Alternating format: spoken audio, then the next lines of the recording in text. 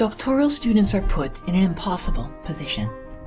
You are at the beginning of a big research project, and your knowledge is therefore in deficit. And yet, you are expected to represent that enterprise with authority. I saw this confounding dynamic at play in a doctoral workshop. The participants, in turn, successfully outlined their research projects mostly with an expert's sensibility.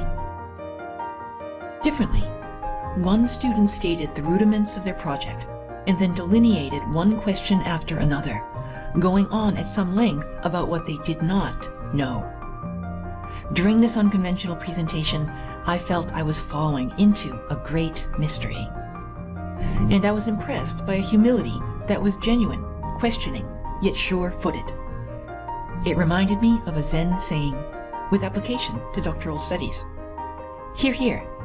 Don't be the mountain, be the valley of the universe.